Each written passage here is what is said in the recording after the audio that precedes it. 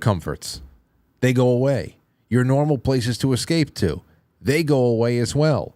And then, of course, there's an added factor of having foreigners eating every wild animal in your town in front of your family when you go to the park to play on the swings. That is definitely something that makes you say to yourself, I don't think we're in Kansas anymore.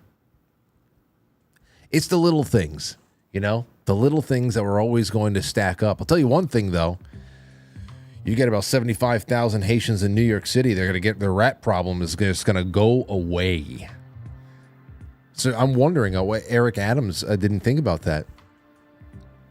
Maybe he will. Not a lot of thinking that goes on in New York City. Anyhow, let's go into our grab bag, shall we? The first one up.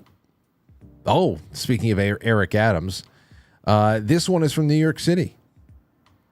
The NYPD commissioner, Edward Caban, I think he's the first Latino commissioner.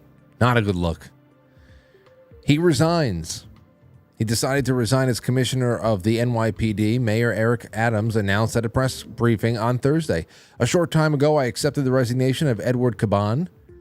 I concluded that this is the best decision at the time. I respect his decision and I wish him well.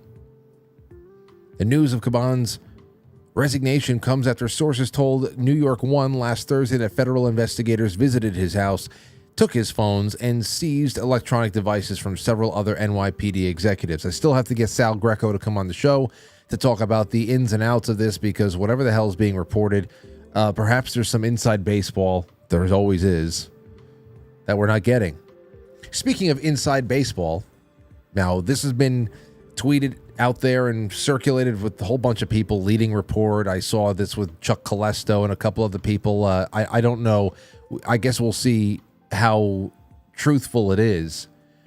But there were some breaking rumors, at least. I don't know if it's breaking news, but breaking rumors earlier on this afternoon that there is an ABC whistleblower.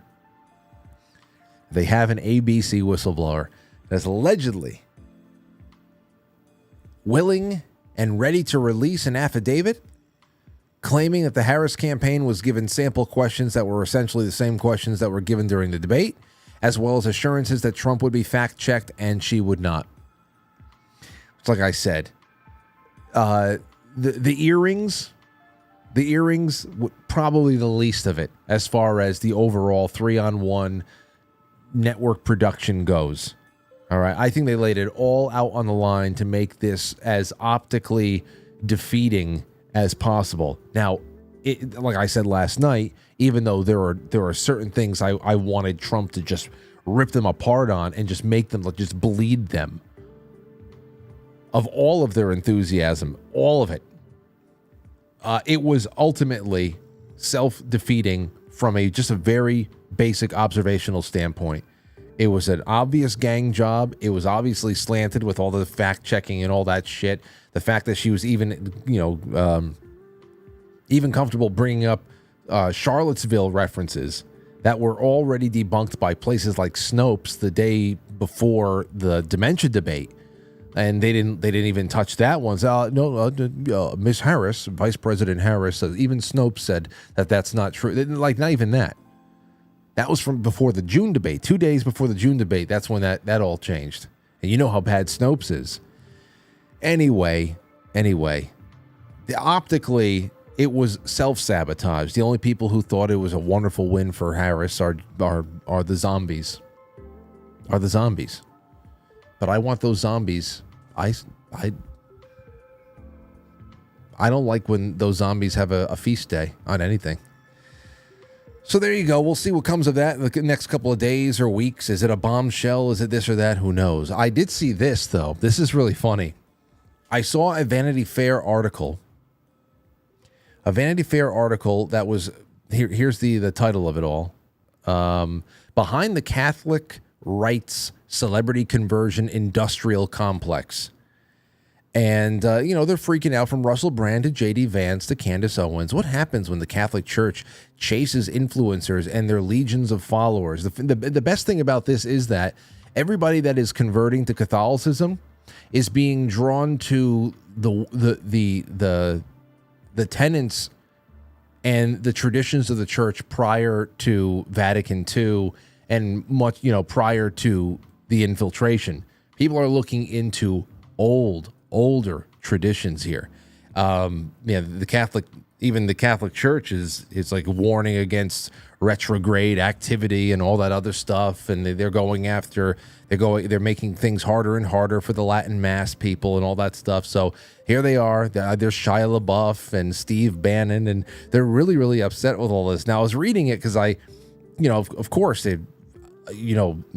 left-wing media is going to get up in arms when they see any kind of conversion, any kind of being drawn to faith, to transcendency, to Christ. And then I was reading through it, and I got to this part. Now, a friend of ours is in this, Timothy Gordon. Here's a quote. Influencers themselves made the case for a cultural, if not personal, conversion. Over several weeks last spring, Joe Rogan delighted Christians by saying, as time rolls on, people are going to understand the need to have some sort of divine structure to things. Russell Brand said the return to God was an obvious response to crumbling institutions. And Peterson recited to Barron a list of prominent former atheists who had come to see that the humanist enterprise was unsustainable without being embedded in a metaphysical space. Or, as Catholic right-wing podcaster Timothy Gordon put it in an interview with Candace Owens' husband in May, people online were deciding that secularism is, quote, fake and gay. Good job, Tim. He's got the Vanity Fair. Oh, I love it. I love it. It sure is fake and gay. Oh, anyway, so that's that. Oh, there's also going to be Senator Blumenthal from Connecticut says that there's going to be a revelation, a shocking revelation or a series of revelations about what the hell was going on with the Secret Service on the day of the Trump assassination attempt. Now, I am sure it's going to localize all the blame to some bureaucrat that will have to take the walk of shame and, get hired a couple months down the road at some NGO or something like that. I'm sure that it's going to be localized to that, as shocking as it may be. Lapses in training, lapses in oversight. Who the hell knows what it's going to be? It's going to fall short of going all the way. It always does. But be on the lookout for that, because I saw that statement got released not too long ago. That was circulating on Twitter. There you have it.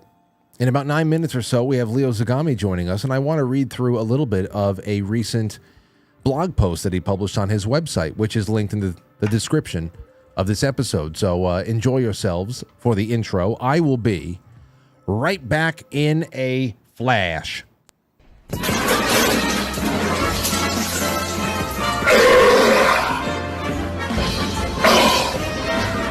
Jesus.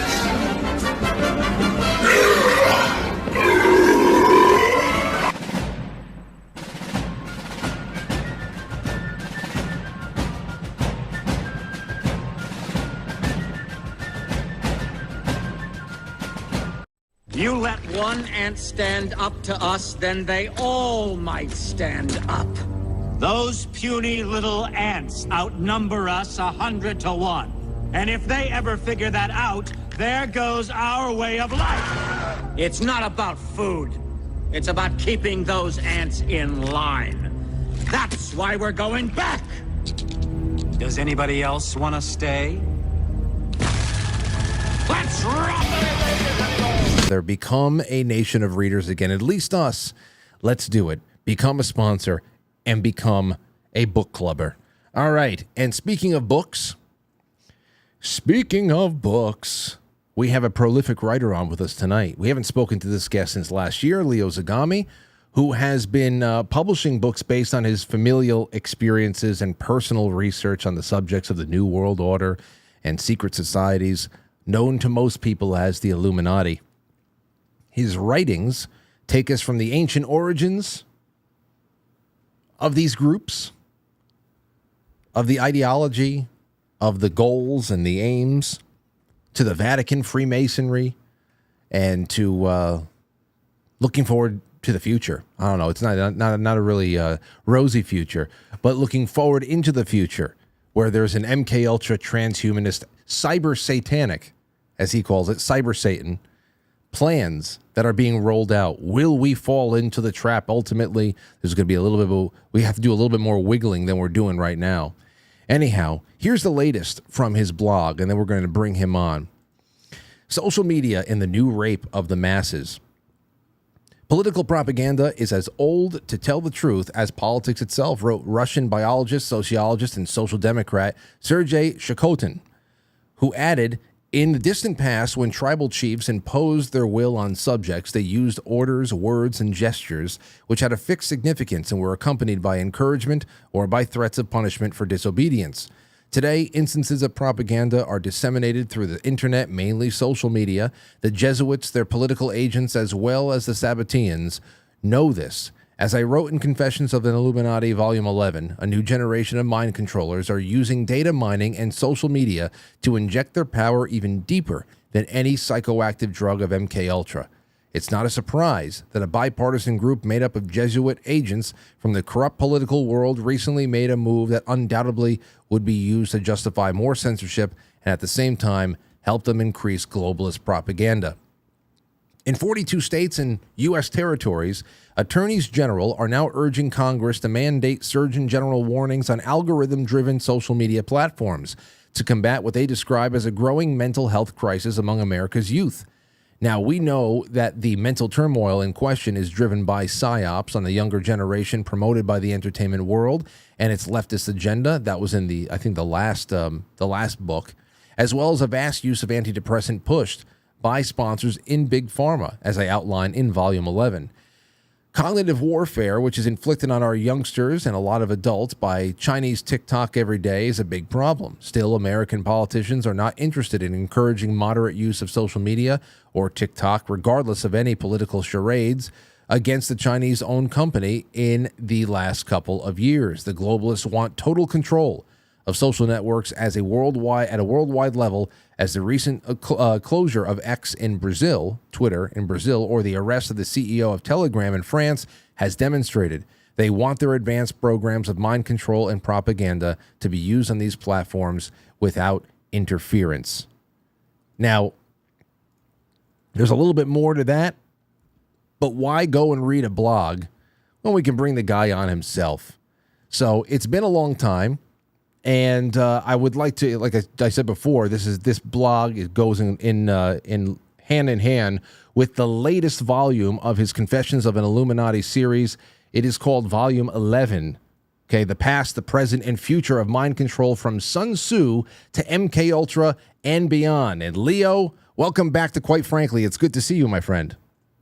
Nice to be on your show as usual, and glad to be presenting my latest book, Volume 11, as well as Volume 10. As we are the day after 9/11, I guess these two books have some things to say about this event that changed the course of American history, because in one book, I show who are the people responsible for it, and in the other, instead, I analyze mostly the 9/11 as a psychological operation, which, of course, caused an enormous amount of tension. And this strategy of tension was, of course, used for more wars and for making the military-industrial complex richer and for keeping America number one after the end of the Cold War. So there was, of course, a whole strategy behind 9/11. So it's a little bit simplistic at times to just blame it on a group of people, because it's a rather complex architecture that surrounds this conspiracy. Yes, and tonight, toward the end of our conversation, I want to talk about that in particular from a ritualistic standpoint, because we did a little bit more of,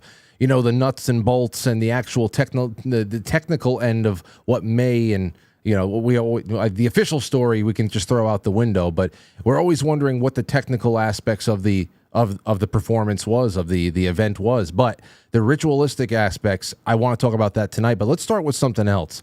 Why Sun Tzu? Why is Sun Tzu such an important place to begin when talking about the history of mind control?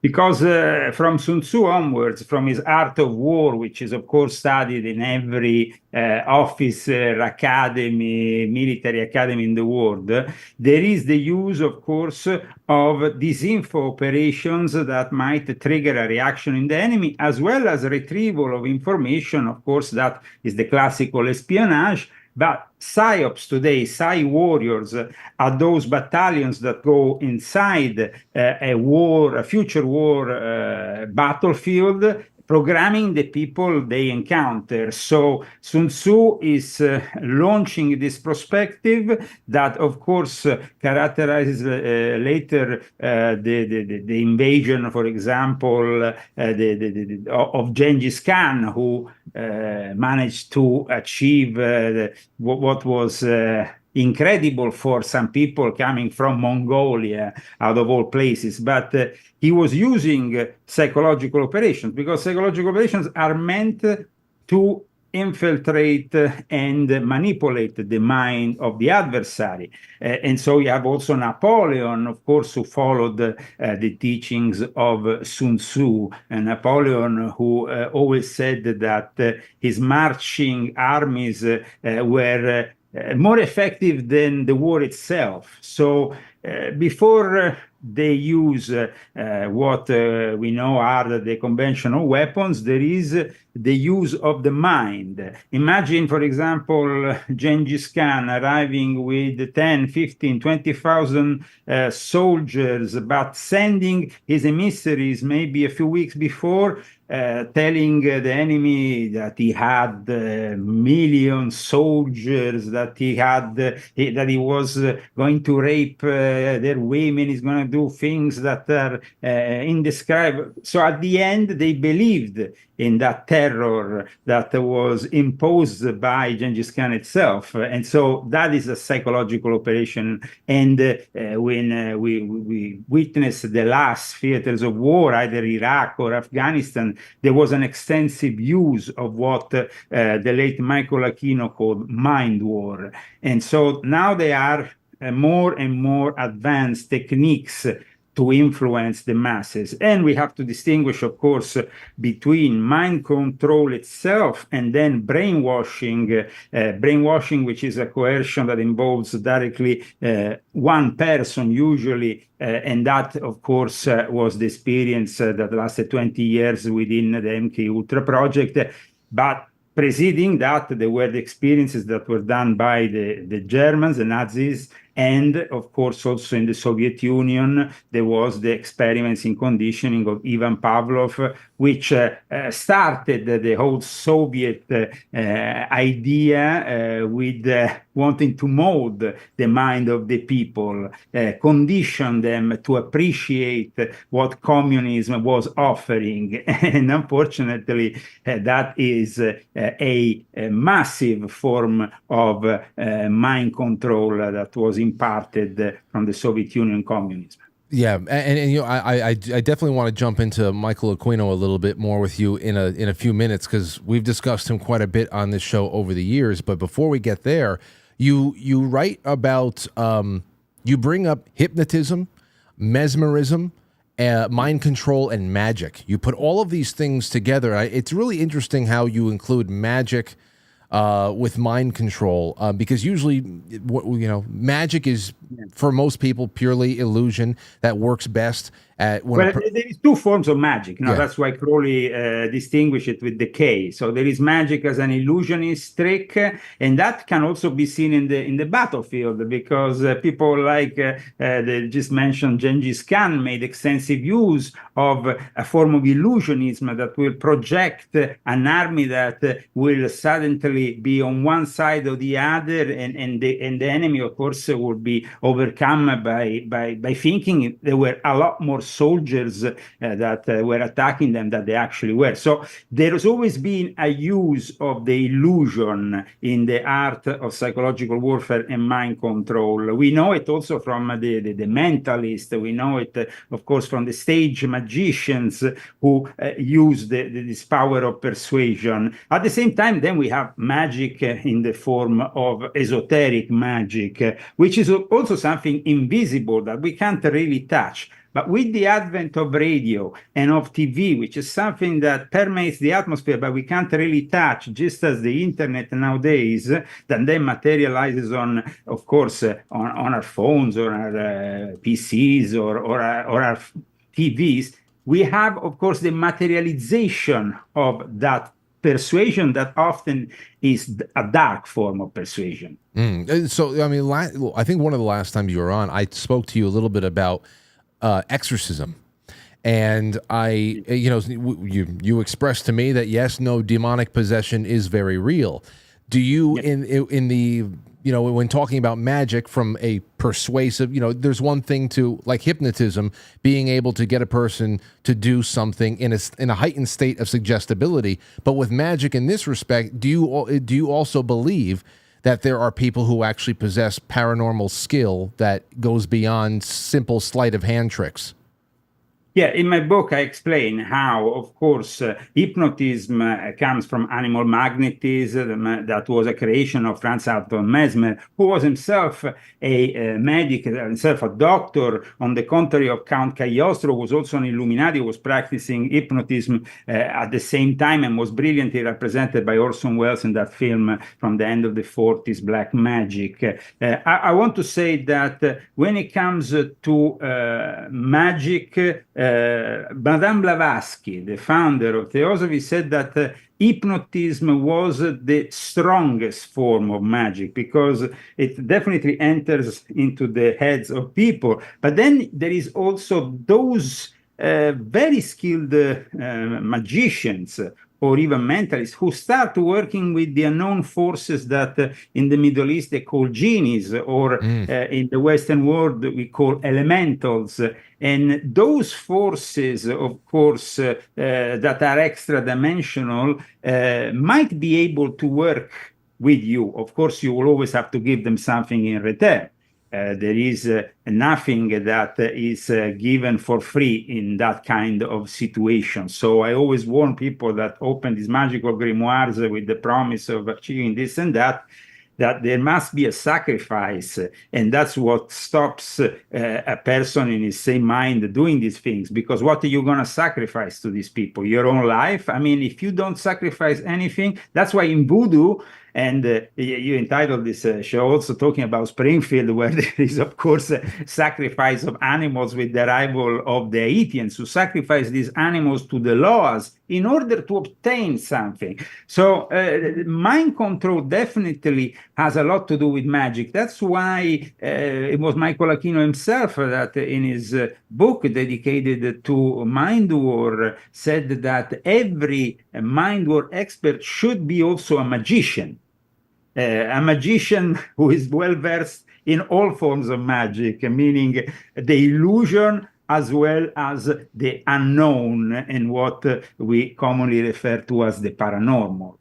Yeah, and when we get a little bit more into public events of, like September 11, 2001, when we get into ritualistic value of that, there's been plenty. You want to talk about sacrifice? There's been plenty of people pointing to events like that as very sacrificial and very, very big galvanizing moments to bring not only human will and attention to something, but to also pay for who knows what else.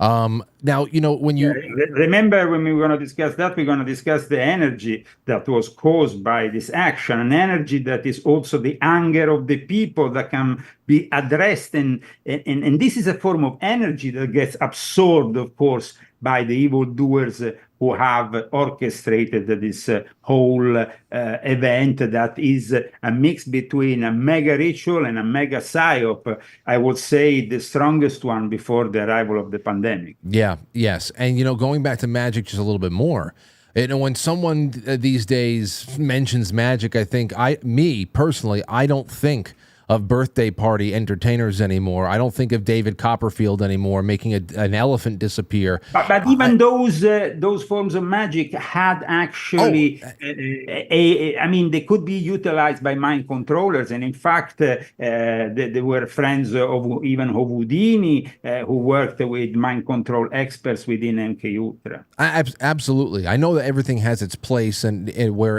as a tool, even if it's just low-calorie entertainment. But what I think more so these days, when I think about magicians, I think about network news anchors. I think about a lot of university teachers that are plants for one program or another. But especially, I would love for you to talk about psychiatrists and psychiatry, because you talk about the weaponization of specialists and experts a lot. It's something that we see all over the place, especially since psychiatry and that whole area of medicine, it comes with a prescription most of the time, and there's the drugs, the SSRIs. Can you talk about that as a form of magic as well?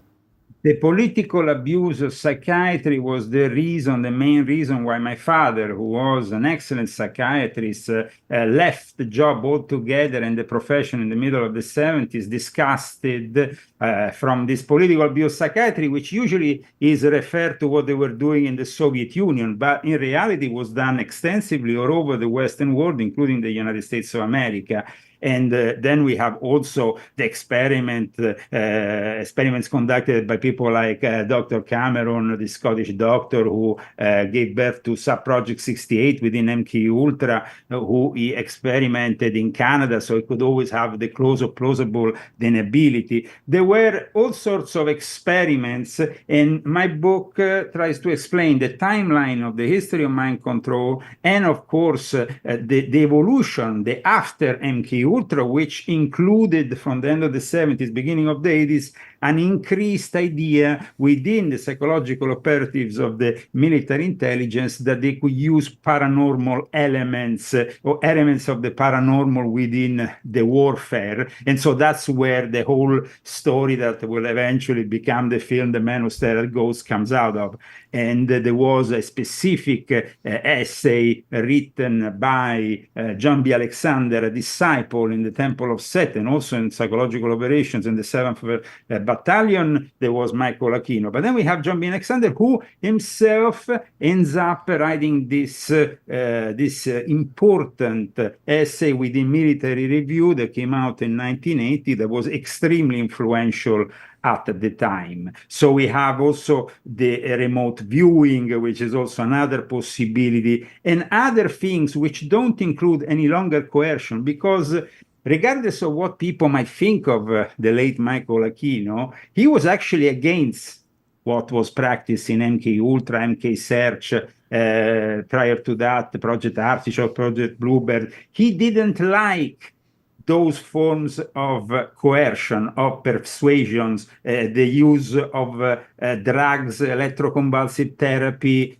induced coma, like the psychic driving of Dr. Cameron. He didn't like that. He wanted more subtle forms of persuasions. He wanted to elaborate subtle forms of persuasion, which are not, in the end, the result is equally evil on the masses, but is more subtle. The use of electromagnetic fields, which up to this year didn't give incredible results, but we have, of course, all the story regarding the Havana syndrome. And we have from this year, in July, the presentation of this new nanomind technology, which finally maps the brain and is being launched by the Institute of Basic Science in South Korea, which really is scary, because at this point they can literally, it's like a joystick. I mean, at that point, we are just like a video game in the hands of these monsters. And it's pretty scary that the whole thing was announced a week before the attempted assassination of Donald J. Trump by another Manchurian candidate. Okay, yeah, we have to. There's a lot there. Now, on Aquino and Mind War, I remember reading that on the show a few years for the first time, and we were really getting into how it was heavy on being able to infiltrate the media of a target population and being able to use media to layer in that that mentality where the war is won in the way that there's no will to fight to begin with. And the whole premise there is that, this is for foreign populations, for our enemies. It's not for us here at home. No, but you see, with Michael Aquino, we start with Mind War to bypass the Smith-Mundt Act of 1948, because that was the problem for Aquino. The fact that there was a law, at least until 2012, when we got then the Reformation Act, because of Obama, because of the people in Washington who wanted to change things suddenly so they could then psyop the minorities that they said were affected by foreign psyops, like the Arab minority in the case of Al-Qaeda or ISIS, which is paradoxical because Al-Qaeda and ISIS are creations of the American deep state, so you don't go and psyop yourself. But in any case, that Reformation Act, that amendment to the law of 1948, gives now the possibility to act with operation of mind control and psychological operation within the U.S. territory, which never happened before. All the other members of NATO could be psyoped. That was the advantage we had until 2012. And when it came to psyop our own people here in America, often we will rely on our allies in NATO to produce those psyops that could be used in the war effort here in the US. For example, just after 9/11, we had, of course, the will of George W. Bush to go and invade Iraq and eliminate Saddam Hussein. That couldn't be done without materializing these weapons of mass destruction. And suddenly, like, the illusionists manifest a rabbit, they manifest this weapon of mass destruction for the joy of Colin Powell and friends, which was produced by the Italian military intelligence, which was, of course, a complete farce. But that led us, unfortunately, to the sad consequences of the war in Iraq. Then we have also the war in Afghanistan. Everything that was triggered by 9/11, it's, of course, a massive psyop on the American people. They already didn't want to respect the Smith-Mundt Act back then.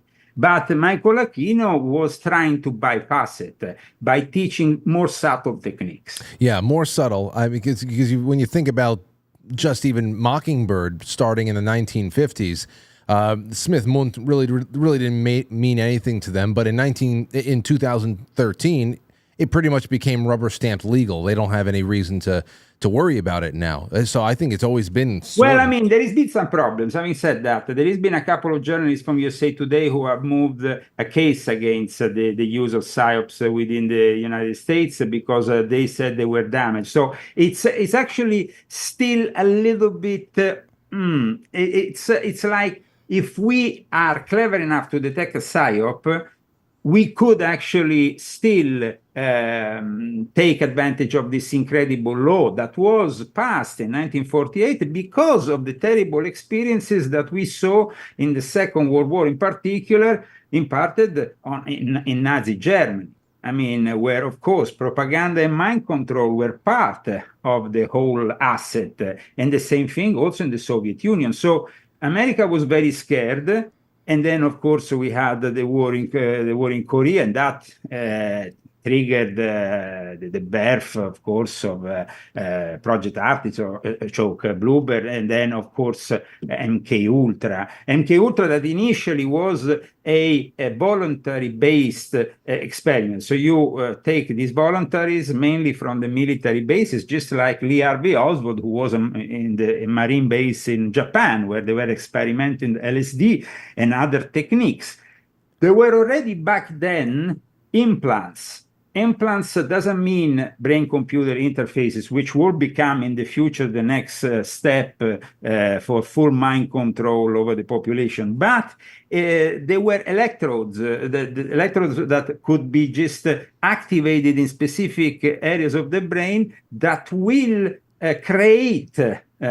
push the subject towards a certain act. That's why it's very surprising that 10 days after the attempted assassination of Donald J. Trump, the guy was cremated. I mean, oh yeah, let's do that before we even talk about September 11th, since we're there right now, because you managed to get the Trump assassination attempt into the book before publishing.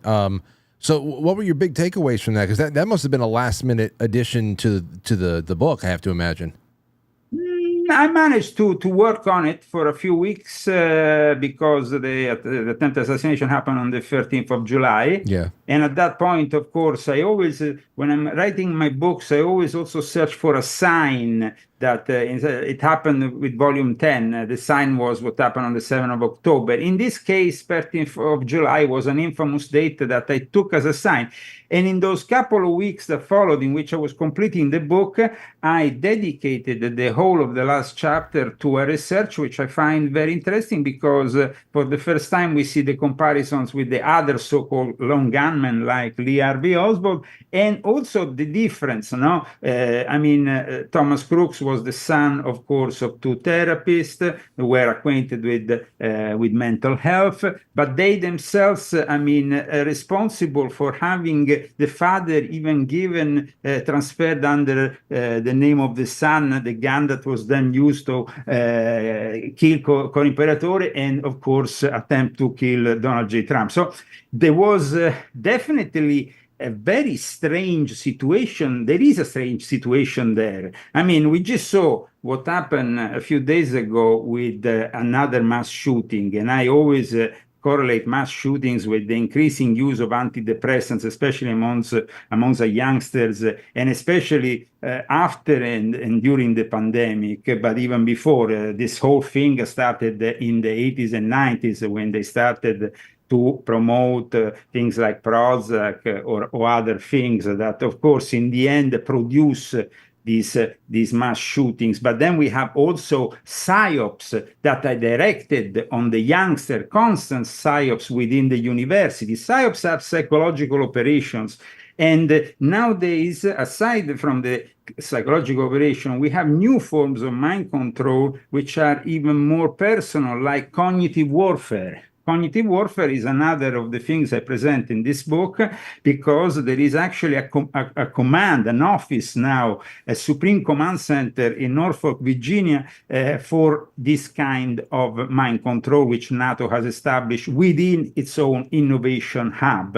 And definitely Thomas Crooks was the victim of cognitive warfare. Just look at this brief association also with BlackRock for that spot. So he was probably not a volunteer like Lee Harvey Oswald, which of course had more of an ideological pattern.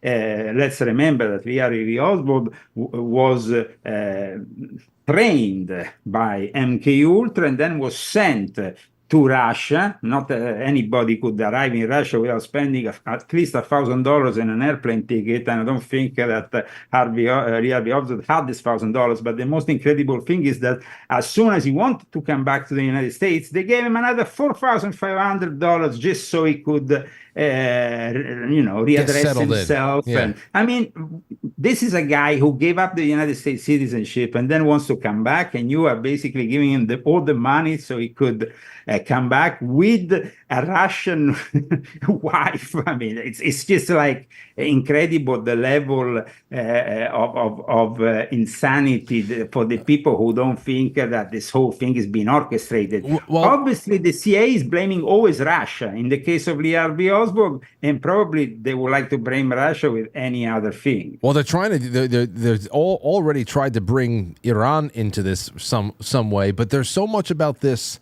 particular event in July that was like the Las Vegas shooting, where here we have, like you said, there's so much known about the, who were his parents, and he's popped up in strange places like BlackRock commercials. But other than that, has for a kid his age, has almost no social media imprint, which is very, very strange. He's almost. But let's figure out the date of the attempted assassination was the 13th of July, and I place here in the last chapter of my book also the flyer of the cremation of care that took place on that day, while basically they were trying to kill Donald J. Trump. The husband of Nancy Pelosi was in the encampment dedicated to the military-industrial complex, because there is various encampments within the grove of the members of the Bohemian Club have, each one is specialized. Maybe there is the people from a certain sector who like to come all together, and so they create these encampments.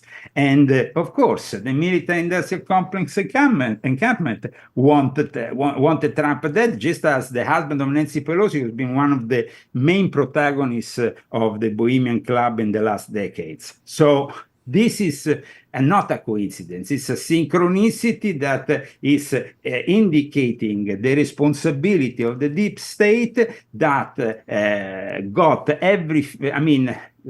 try to put all the errors possible on the security detail, so eventually this kid could kill the former president. And he almost managed. So he will have probably then at that point still be killed.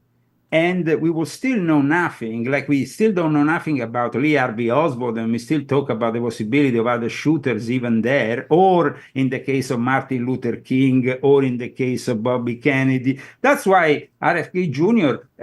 Was immediately called by Donald J. Trump a couple of hours later. There was this feeling, and I must say, that is very indicative that this week we had Melania coming out addressing this whole thing. I think that there has not been enough interest from the mainstream media, of course, that are interested in other things, especially the debate. But that address given briefly on the internet by Melania, well, I think is of a certain importance and indicates that she knows that something is profoundly wrong, just as her husband knows there's something profoundly wrong in what happened in Butler, Pennsylvania. Yes, I've seen that. It has not really been talked about too much. I've seen some people mocking it, but it was a short and very powerful address. Okay, so then, and I completely forgot about the cremation of Care and Bohemian Grove being active. And 10 days later, it was Thomas Crooks who was cremated. And the day he was cremated, his parents go around in front of a supermarket with a full of goods on the 23rd of July, 10 days to the day. If I have my son just cremated on the same day, I don't go to the supermarket. It's a very strange thing there. Now, when we talk about ritual, we talk about putting things together, and then obviously we have to talk about September 11th. It's the 12th today. You have a big section in your book that's dedicated to September 11th, and whereas a lot of people analyze the technical anomalies of that day, you spend a lot of time talking about 9/11's ritual value. Can you take... Well, I cited in volume 11, but especially in volume 10, which is basically about Islamic Freemasonry and the eternal conflict in the Middle East and all the secret societies, because you have to understand, the Western Illuminati, the ones represented by people like Rumsfeld, Dick Cheney, Bush, in those years, the PNAC, basically, that they have created this organization. PNAC, you said, right? Yes, okay. They created a new alliance, which was just rehashing the old alliance that the Knights Templars had with the Assassins. Now, the Knights Templars had this alliance with the Assassins because the Assassins were a Shia minority, and they were fighting Saladin and the Sunni majority, which was expanding in territories that, of course, the Vatican wanted to stop this expansion. So, in secret, they allied with these assassins. In fact, the name assassins comes from there. They made use of hashish. They had a very specific kind of initiations, which also inspired, by the way, groups like the Knights Templars. You see, all the knighthoods that were established by the Vatican for the Crusades took inspiration from Islam, because up until the Crusades, there was no possibility of transforming the Bible in a book of hate and of holy war, because the Bible is not about holy war. The Quran is about holy war. So, you see, that's why still to this day, the Quran is the ideal brainwashing tool. The team that conducted 9/11 was conducted by Mohammed Atta, who was Egyptian. If you go to Egypt today, his father is accusing the Mossad, the Jews, and all that. In reality, this is an inside-out job created by the Western Illuminati and their Middle Eastern counterparts, who have a very powerful base in Cairo, which I talk about in volume 10. And this very powerful base in Cairo, which still exists to this day, is the one that influenced the birth also with the Aizawa confraternity of Aleister Crowley's Book of the Law back in the days in 1904, is the one that inspired Jamaluddin al-Afghani, the founder of modern Islam, who created the Salafi movement that will later become the Islamic Brotherhood. That will then, you see, this is the Salafi branch of Islam is the one that then will create the jihadi Salafism, will create, of course, Al-Qaeda, Hamas, and then ISIS, and every other fundamentalist group. But these groups, which are some of them Sunni, and of course Salafi, some of them are Shia. Shia, because it's very important to understand, the Nizari Assassins were Shia. So the origins of Islamic brainwashing and fundamentalism doesn't come from the original Sunni, but actually comes from those Nizari Assassins, which is this group that after Hassan Isabaw got initiated in the Cairo Lodge back then, went on to found these fortresses, which of course became their basis, and that will never be destroyed by the Sunnis, will later on be destroyed by the Mongols. And I think it was the niece or nephew, I don't remember. Of And Genghis that's Khan. all in the 10th book. That is in book 10. But of course, then with book 11, we go to the psychological operation of 9/11. Well, because that's what I want to ask you right here. I would love for you to take a couple of minutes to highlight the strongest ritual aspects of that day 23 years ago. the ritual aspects are the ones of absorbing those deaths, which is, of course, almost 3,000 deaths. And that is a human sacrifice. That is a plain and simple human sacrifice. On the same time, we have George W. Bush in that elementary school in Florida and Saratoga, just a few miles from where some of those terrorists got to prepare themselves for flying on those planes. And all of this is not a coincidence, because Mohammed Atta, like the old assassins, came from Egypt. That is their base, the original base before they went in Persia, of course. And so they are not, of course, normal Muslims. They're Muslims who are like the Illuminati of the Middle East, and they have their own assassin squads. And Mohammed Atta directed this assassin squad, which, of course, immolated itself to the cause with the promise of the virgins and all the rest in the afterlife, which is also typical of the mind control element which was inserted by the original assassins. When it comes to the ritual is based around Baphomet.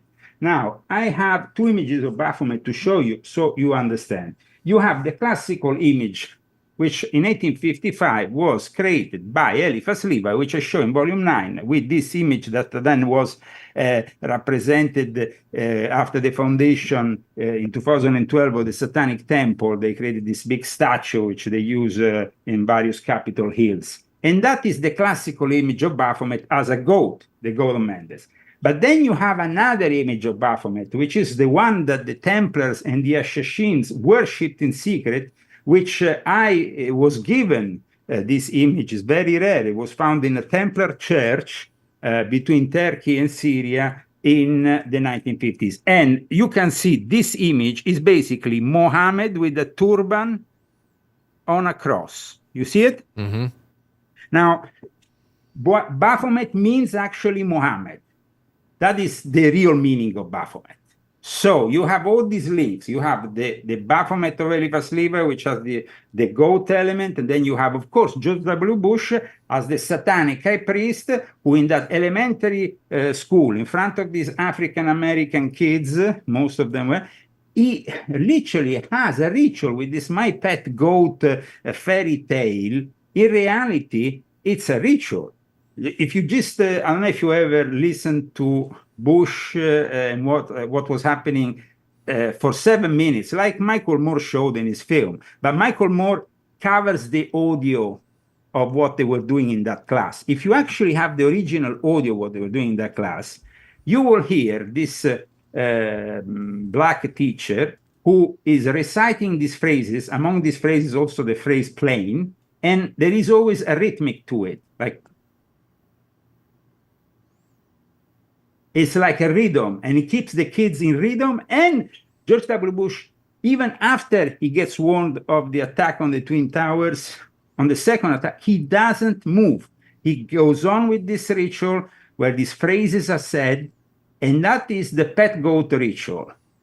That is the Baphomet ritual of the Illuminati that also uses the forces that are more innocent. You see, the children who have that contact with the angelic world. Now, it was Count Cagliostro who devised the ritual, the Egyptian ritual of Freemasonry, which is no longer practiced because you have to have at the center of the lodge a child who is in contact with the angelic world. That's why he was there, doing one of the most evil things a president ever did, betraying his own country. And 1 year later, of course, at the end of August, he also met with the ambassador of Saudi Arabia, who later on becomes the head of intelligence of Saudi Arabia, and who later on will help Barack Obama founding ISIS.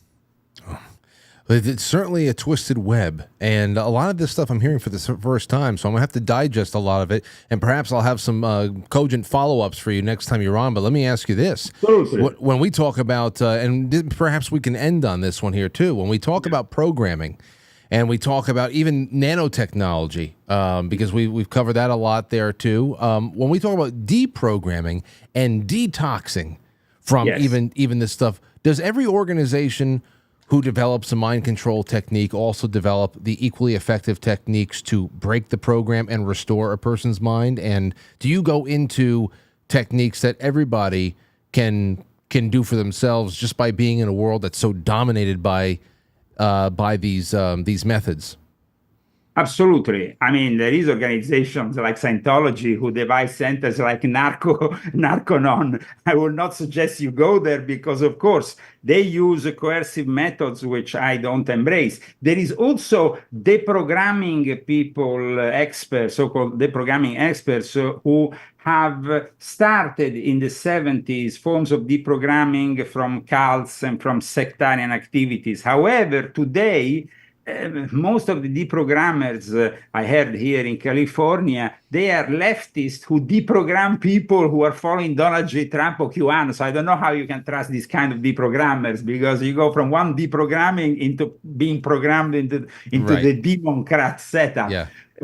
But yes, I explain in my book how to avoid the conditioning, how to avoid the mind control, and also forms of deprogramming which you can eventually use yourself. However, I will not trust the so-called deprogrammers you found out there today, because, like I said, most of them are just as bad as the parents of Thomas Crooks, leftist counselors, therapists of sorts. We have a friend of the show, Kathy O'Brien, who spent a lot of time under the control of MK Ultra, and she talked about a lot of her deprogramming techniques that she learned, and many of them have to do with writing, with actually putting pen to paper.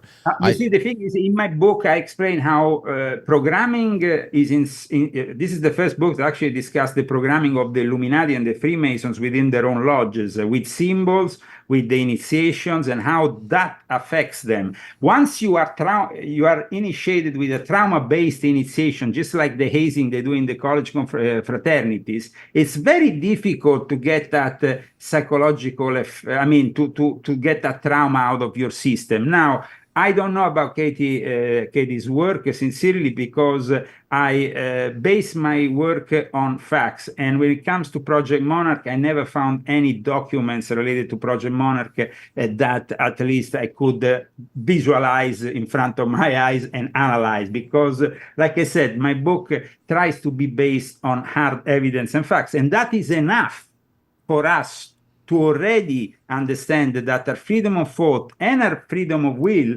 is in jeopardy with the latest techniques that they are now developing, especially within the NATO command center, which is based on hacking our brains. and pushing things like Zelensky is our hero and we have to just embrace Zelensky. And so the media will go on and on and on and on until you are brainwashed with Vladimir Zelensky. That is cognitive warfare of NATO, who is trying to resist, of course, any form of propaganda that comes also from China and Russia. However, we are also very weak here in America. We have a cognitive warfare tool like TikTok, which, regardless of the charades, political charades around it, is still active. And that is a weapon, and it's not our weapon.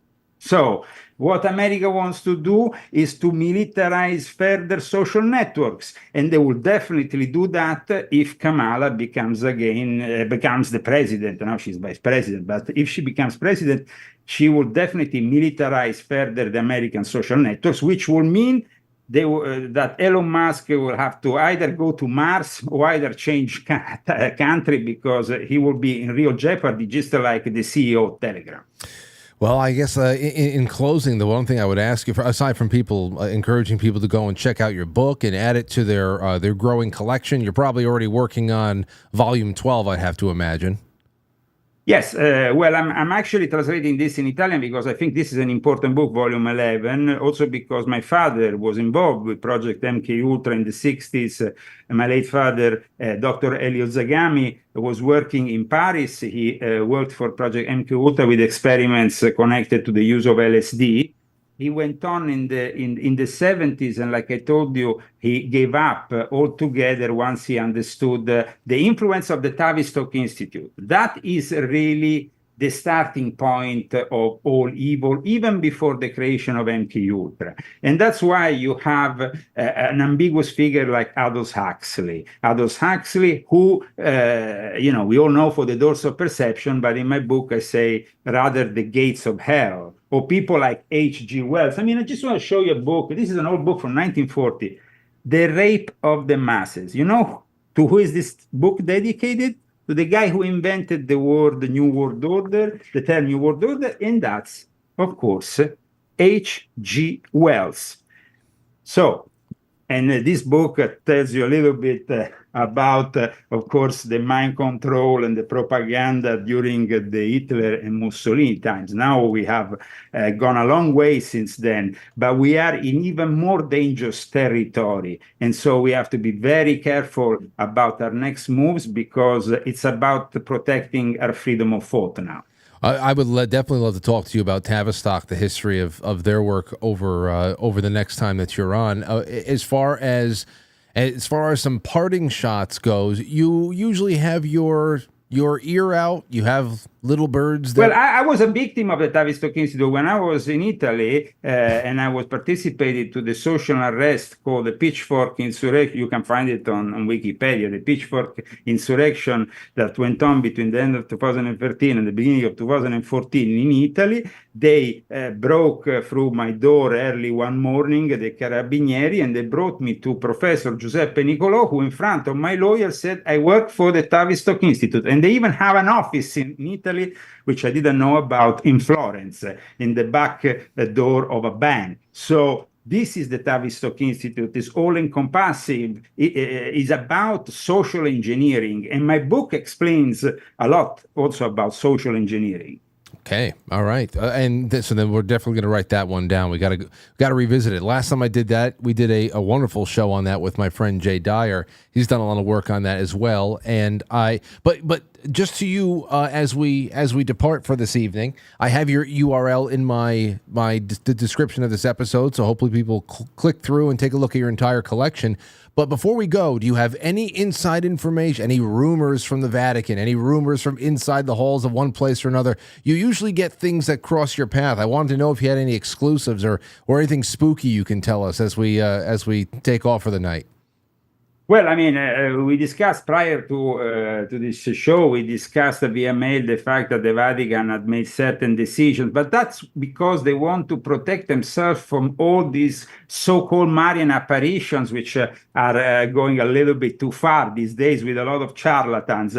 And at the same time, we know that the Vatican is protecting, of course, the UFO secrets that they've been holding for decades in the Vatican since the time of Benito Mussolini and the first retrieval of a UFO in Italy, which I also discussed in volume 9 of my Confession. So, and I show documents, by the way, from Mussolini's time in my book in volume 9 about that. Okay. I think that in the next few months, we will hear though about probably more about the UFO phenomenon, but at the same time, if Trump wins or is about to win, we need to be very afraid of the possibility of a 9/11 2.0, because that is already in place. They have various cells already operative here in the US, terrorist cells, that they can activate at any moment if they see that they have to destabilize the whole system in order to maintain power.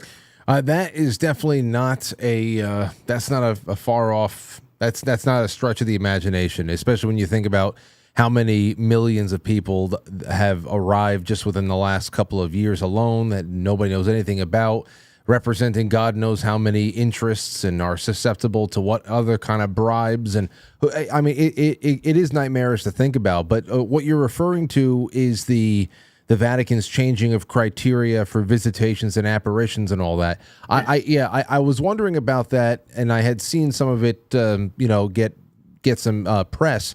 Because more people, whenever we see headlines these days, especially from the Vatican, most people ask, well, what is this really about? And a lot of people went to the fact... It's actually about centralizing power. Before, you see, was the bishop who could decide if those activities were holy and the divine was present in that or that other possible future saint. Now, it's only the Pope that can decide if there is the divinity and the sainthood.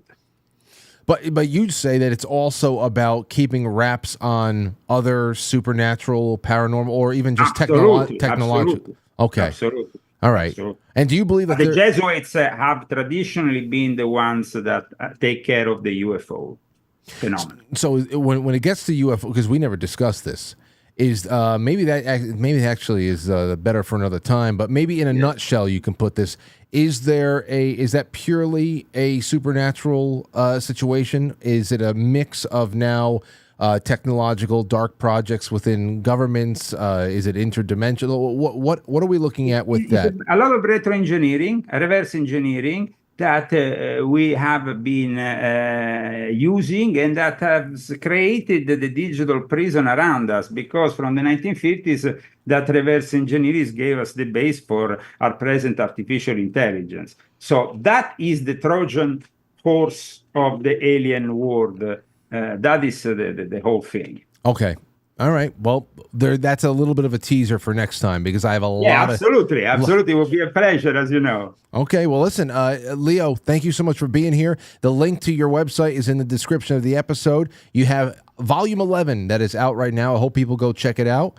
And yeah, give him a nice show. There it is, right there, volume 11. You have, of course, Thomas Crooks, you have Lee Harvey Oswald, you have the CIA, you have Psychological Operation, you have Alan Deuce, the first civilian director of the CIA, and of course the 11, which mimics the Twin Towers. Thank you so much for everything, Leo. It's always a wonderful time when you're on. God bless you, and God bless all your audience. Okay. Bye. Take care. There you go, ladies and gentlemen. And I can understand his English a lot better now, because I've been practicing my Italian so much off air. That was a great time. I had a really fun time with Leo. Probably that was probably my favorite of his appearances so far. A lot of good stuff there. Very clean call. And now I have a couple of ideas for what we can talk about next time. All right. It is 8:04. I'm going to go on a really quick break. 90 seconds, something like that. You can go and grab a drink, come back, because I'm opening up the lines for you, for anything that you didn't say last night, for anything you want to say tonight. I have media, more on the Springfield thing, media that has related to that. We've got this amazing song that this socialist duped made, and it turned into a pro-Trump mega hit. It's hilarious. We got to talk about all this. There's some fun stuff. I have the video of Joe Biden putting on the Trump hat. There's so much to be said about this video. So much to be said. And yeah, let's say it together. We'll be right back. Don't go anywhere. It's intermission time, folks. Time out to press the like button. Entering, quite frankly. Quite frankly. Quite frankly. Quite frankly. Quite frankly. Quite frankly. Quite frankly. Quite frankly. Quite frankly. Quite frankly. Quite frankly. Quite frankly. Quite frankly. Quite frankly. Quite frankly. Quite frankly. Quite frankly, guys. Quite frankly. Quite frankly. Quite frankly. So everybody watch. Quite frankly. With Frank. Everybody out there who tips often or becomes a small monthly sponsor, thank you for carrying this show. I'll keep busting my ass. I will. And let me tell you, I'll tell you a brief story again for those of you who never heard it, because we have so much else to do. I want to do this quickly. I said this before. Realizing why I hated doing advertising for the radio station that I worked at after college, it was twofold, the reasons. Number one, my passion was what was going on. It was for what was going on inside the radio booth. I didn't want to sell the advertising. I want to be behind the microphone. But number two, when I was pitching AM, FM ad schedules for local businesses, I never really truly believed in the product. Sure, plenty of people listened to that station that I worked at, and with consistency in branding, I'm sure any business would have been able to get some people through their doors, or at least somebody to call them up. But it just wasn't in my blood.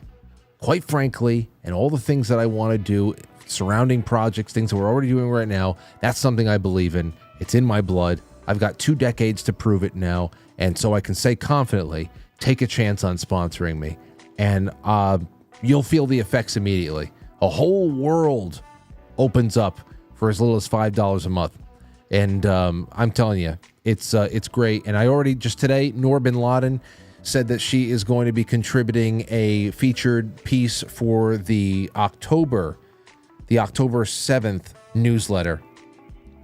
I was talking to her today. She's going to be contributing the feature piece for that, and she'll be on that Monday night, the night before I go to the Adirondacks for a couple of days. So it's going to be great. And no matter what the hell happens to us over the next month and a half, we're still going to be able to link arms and skip into the fog of November and December and January, and we're just going to be doing our thing. So thank you guys, and thank you, Jay. As far as Grace goes, really graceful. I saw that she released that. Grace is going to be coming on this show again on October 29th, the day after Roger Stone comes back for his rescheduling date. So I'll have Jeremy and Roger on the 28th of October. Really Graceful will be on October 29th. I told her, hey, let's do a Something Weird is Happening in America night where she can just pretty much go through. We can talk about all these stories. So yeah, go check out her new releases, and she will be on the show next month in the lead up to Halloween. Halloween week. That should be a lot of fun. Let's take a call. 321, you're on the air. Go right ahead. Hey, Frank, Patrick. Hello, Patrick. How are you? Good. Great guest. Interesting. I was curious. I wonder. Well, you asked him how would you deprogram someone, right? Uh-huh. Or a person, or even a nation, for that matter, right? And I've been programmed all my life too, and maybe I just broke out of it maybe 8 years ago. But I was hoping you'd ask him what he thought of Q, because Q basically uses Socratic method, where they just ask you questions. What do you think? He made it happen here, and or why, right? Yeah. He made a comment. He made a comment about, he used Q as a comment in there when he was talking about breaking one programming from one place to going to, psychiatry or something from one. And he lumped Q in there somewhere, which I don't know. It did. I can. Yeah, well, I don't know. Yeah, he probably like most people probably thinks it's something that's AI based or something like that. I can ask him one day if it comes up, but But basically, the Socratic method is how maybe you want to even red pill your loved one if you have to. Start asking them questions, not just bombarding them with the truth. You know what I mean? It is true. It is true. And thank you for the call, Patrick. It is true about the Socratic method. When you ask somebody a question and they have a trouble coming up with an answer, or they come up with an answer, and then the follow-up question, which should have some kind of logical consistency, has them stumbling and bumbling around because it's so adjacent to a contradictory statement they made, that locks people up sometimes. And at that point, they, you know, some people, if they're, you'd be surprised how many people go, okay, I get what you're saying there. But a lot of people, you know, they revert to what they're doing, or they double down, or I don't know. So it works on some people. It's a great thing to slip in to conversation. It's stimulating in conversation sometimes. I mean, you don't want to be the guy who's known for, you know, everybody's hanging out with you and you're just asking one question after another, leading them around. It kind of pedantic, you know. You don't want to be that douche, but I understand what you're saying. Like I said, I think at this point, people who have not woken up, or at least found the conscious ability to ask why things are the way they are right now, if they haven't done that naturally, then it's the things that are going to wake them up is the things that are happening now. They're going to leave their house in the morning. They have their morning coffee, going to go to the office, and they're going to see a migrant from the Caribbean eating a squirrel on their front yard, and they're going to say, that wasn't here 10 years ago. That might just be where we're at right now. 732, you're on the air. Go ahead. Hey, Frank, Chris in the Berkshires. How are you? Hey, Chris, good to hear from you again. Doing well, thank you. Chris, am I on speakerphone? It's You're on the car phone. Hold on, let me see if I can. Well, I don't want you to go. I want you to stay hands free. Just keep it nice and brief because it's kind of woofy. That's better. That's a little bit better. But are you hands free? I am hands free. Okay. Yes. All right. Okay. Go ahead then. I just swapped it over to something else. But either way, you know, the Zagami thing. You know, he's incredible mind, he really is. And I really wanted to talk about, you know, what I think could be coming our way, and it's unfortunate to think that way. But, you know, the sleeper cell aspect is definitely something very real, right? They're playing up the role of Kamala's race very hard. She is a black woman who's Indian and Caribbean, whatever. There's very, you know, one, I think they're going to just say it again. Oh, she won. You're a conspiracy theorist and you're a race baiting, whatever, tyrant who doesn't believe us. You're a conspiracy theorist, whatever. So for that, I think Trump has the nation, absolutely. But at the same time, I think Kamala, they'll just do the same thing they did with Joe. And instead of counting the votes, they'll just say, oh, no, she won. It's okay. You're crazy. Don't worry about it. And then with that, if the latter happens and Trump somehow does win, then they're going to release the sleeper agents that was BLM again, all over again, and just say, see what's happening to the nation. This is how the nation feels. They're very upset. We told you that he didn't win. He shouldn't have won. And now look, this is the benefit that you get. You get to deal with the utter chaos that will be unleashed. And it's, quite frankly, no pun intended, kind of scary. You know, I'm not going to lie about it. It's definitely, you know, I almost think that the last one was the minor leagues, if you know what I'm saying. Like, I think that was them going kind of light. Yeah. Well, listen, there is a, I think that you'd be correct there, because what we have seen is a classic example of escalation of force. So to say, well, I mean, you have someone like Klaus Schwab who essentially promised that the day that the cyber pandemic comes, it's going to make the year 2020 and the birth pains that we felt that day. I mean, I was talking to, well, you know what, Chris, is that the last thing you have to say? Because I have some thoughts that I can string together here. I don't want to keep you too long if you're in the car. Oh, no, absolutely. I appreciate it. And I did want to say this real quick. The fact that you had Adel on the other day was awesome. You, Matt, and Adel together was absolutely awesome. I loved every second of it. Keep up the great work, man. Thanks for having me. Thank you, Chris. And I hope that Adel comes back. He said he would love to come back because the ride was not that bad at all. So that would be great. And I really I asked him today on the 4 o'clock show, well, my friend, you are, you know, your ethnic background, you are an Arab. What did you think about my hookah packing skills? He said he was very complimentary. Escalation of force is something that you have to just expect. It makes sense. It makes sense if you're just projecting where an evil force would go next. An anti-democratic evil force, mind-controlling force would go next. It makes sense when you think about how they have pretty much telegraphed their moves in the past, and it has come forward. How they have simulated for their plans in the past, and it has gone forward. That's something, unfortunately, you got to prepare for. And I don't know. It was the birth. 2020 was the birth pains of a whole new world, just like 9/11 was. I was talking to Noor bin Laden today, and maybe I can bring this up with her because it made me think. Me talking to her, she asked me how I was this week, how everything was going, and I started thinking, when we got off the phone too, about what September 11th is really like around here now.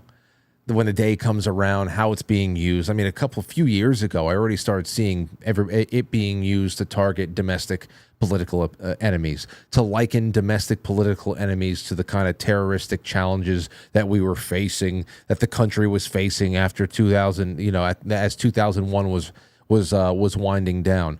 So you already started seeing that a few years ago, how the day was being used as an example as to why the work against radicalized people, it lives on in what's going on in the country now. Again, mind war.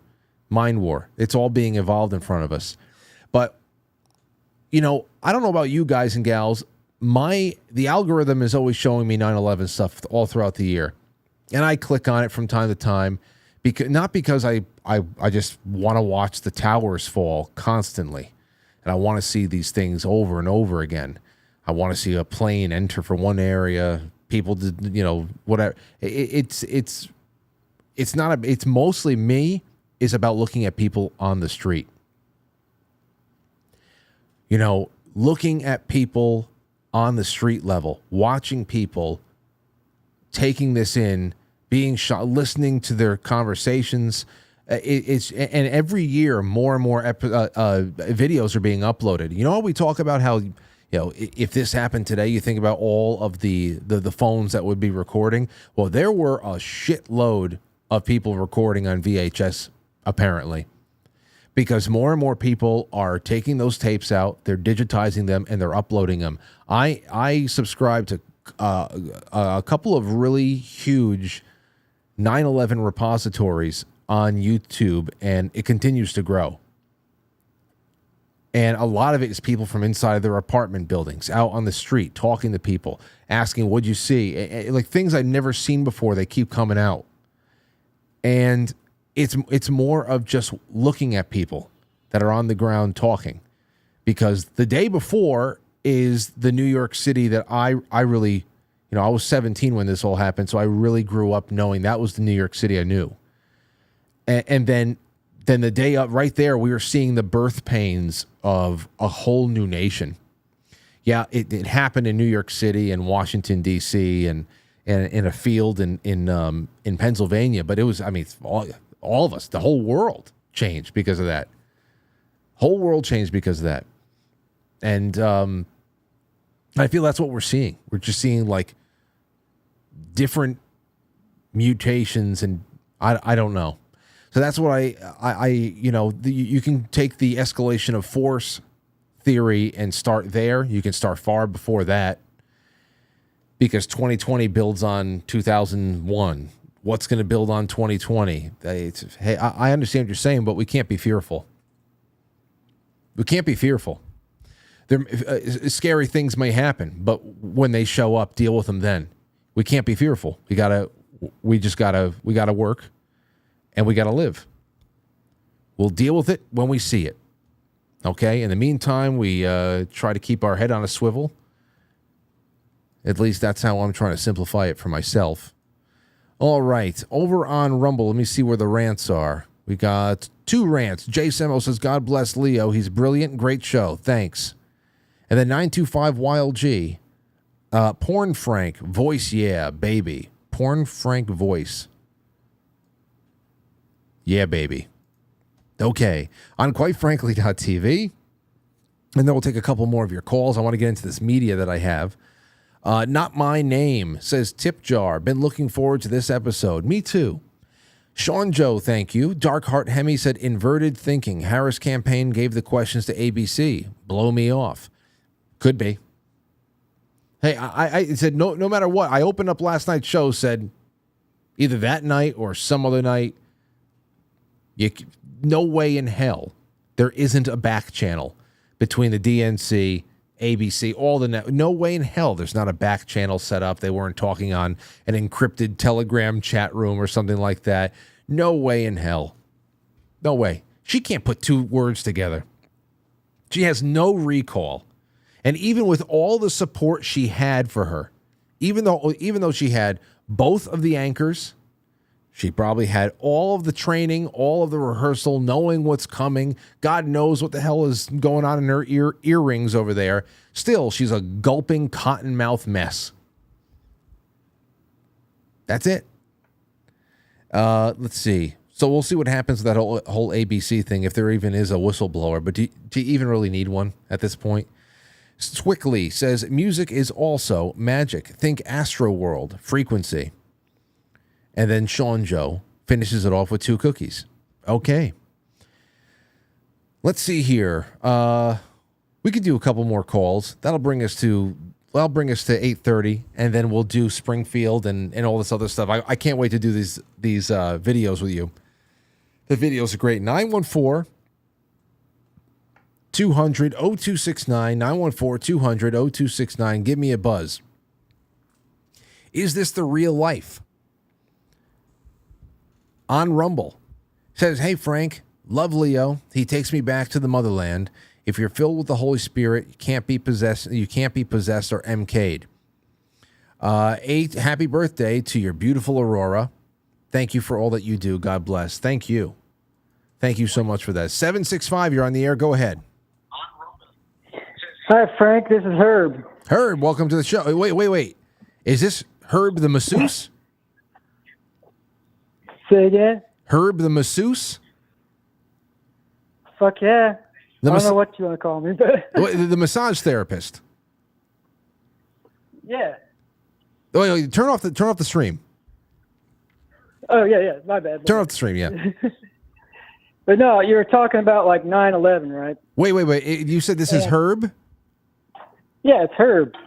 Aren't you the massage therapist? Yeah, I do massage on the side. Yeah. You're the one that you're the one that offered to massage me like a year and a half ago? No, I don't think so. Oh, okay. I'm not sure. Who is that? Anybody in the chat room? Who the hell was the masseuse that was just like, I want to get? I don't know. Who the hell was that? Anyway, so it wasn't you, Herb. It's okay. So yes, but you're an amateur massage therapist on the side. You said. Yeah, I do massage, yoga. Okay. And all kinds of stuff. So. All right. Well, then go ahead. The call is yours. Go ahead. All right. Thanks. Yeah. Anyways, you were talking about 9/11. And just the other night, on the day before the anniversary, you had Kamala Harris saying that January 6th was the worst thing to happen since the Civil War, right? Yes. These people are trying to subvert everything that we know and change history and turn us into a Marxist society. That's why they keep everybody poor. That's why they keep everybody dependent upon the government. They want us all to be reliant upon the government. And then they want to take everything away from us, the people, we the people. That's why in 2020 during the virus, they tried to destroy all the small business owners. That is obviously, that was the most devastating impact. That's one of those things that, especially over here in New York, it took a long time for things to come back, and there's still a lot of occupancy, a lot of vacancy. And then all throughout the country in certain cities and towns that experienced a lot of social turmoil. Property. We followed that entire strain of thought, the opportunity zones work that Catherine Austin Fitz and other people put together about plummeting property value and being able to scoop it up on pennies on the dollar. I think in some degree that's what all of these promises about giving people money from the government to be first-time home buyers is all about too. They're not going to be able and to now maintain in California, this. and that now in California, they're trying to make government-ran grocery stores, right? Yeah, because they want to prevent what they're calling food deserts because in the inner city, they created the food deserts. Yeah. They created the food deserts by the defund the police and all that to ramp up the crime, to get out all the grocery stores. And now they're going to swoop in there and be like, okay, see, the government can take care of everything for you, right? That's the allure. You turn us into the socialist country that they want. Well, we're already firmly we're already firmly socialistic. If you think about what's been done, I mean, even today. And thanks for the call, Herb, right? Like Herbert. Yeah, Herb. Yeah, like Herbert. Most people just call me Herb. Okay, Herb. Big Herb. Yeah. Okay, I like that. That sounds good. You know what? I just realized it wasn't a Herbert. It wasn't a Herb that I mixed you up with. It was a Herman. Okay. It was. I was about to say. I was like, a Herman. I don't remember. Yeah, I think he was from New Mexico or Arizona. He called in and he said that he went off about how I'm from Kansas. Okay, okay, then you're in the clear. You're in the clear, Herb. I hope you call in again though soon. Please call in. Oh yeah, I love your show, man. That's some really interesting guests that you have. It's pretty cool. Well, thank you. I'm going to make sure that we can line up tons of interesting guests going into the fall and winter and the new year so that we always have something to look forward to. Hell yeah, man. All right, peace out. All right, peace out. There you go. It was Herman. I think he was from Arizona or something, and I forget what he called in about because he stopped the whole show when he said that he was like a world-class masseuse and that it's something he used. I'm going to Hermanize. You're going to be Hermanized if you want.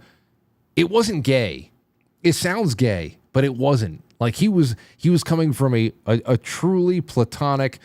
I want to help your body standpoint. No, maybe it was a little gay, but it didn't. It wasn't. It was coincidentally it was gay. It wasn't like overtly. He wasn't going there. All right. Anyway, let's take one more call. 225. You're on the air. Go ahead. Here. Hey, who's Frank? Who's this? Hey, Mr. Frank. Who's this? Mr. Frank? Yes. It's Ethan. Ethan? Yeah, you remember me? Absolutely, I do. How old are you?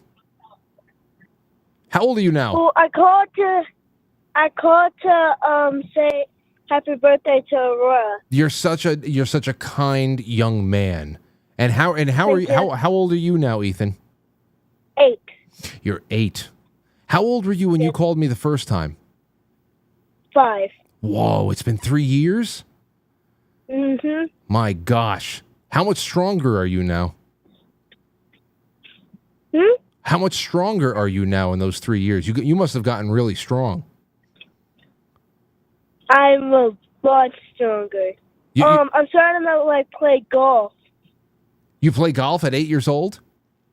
Mm-hmm. Did you start off? Did you start off with mini golf, or did you started playing on the big field automatically? I kind of started practicing, and then now at the house, I got these little what they're called, little pins, or no, peas. Uh-huh. So I've been hitting it off with my brother. With my brother's old one, it's been my brother's old golf club. I think it's been 20 years since he played that. So basically, I was just calling to say happy birthday to Aurora. Oh well, I'll let her know. In fact, I'll play her this, and she'll probably say thank you. So thank you, Ethan. How old is your brother? How old's Judah? 22. Oh wow, he's real old. So is he the one teaching you how to play? No, that's my mom's brother. Oh, okay. So your uncle's teaching you how to play. Mm-hmm. Okay. Well, listen, Ethan, I hope you have a good night and keep practicing. Whatever you do, just practice. Become the best at it, okay? Yes, sir. All right, man. I'll talk to you soon. Talk to you soon. All right. See you later. I can sit here and talk to 8-year-olds all night. They're easy. Easy. That was the best conversation I've had all day. Okay, let me see. Let's take a really quick break. When we come back, we're going to watch all this fun stuff. You're going to like it. When acid reflux caused Paul Guidry to develop throat cancer in 2015, his only option to communicate became this electronic voice box. You're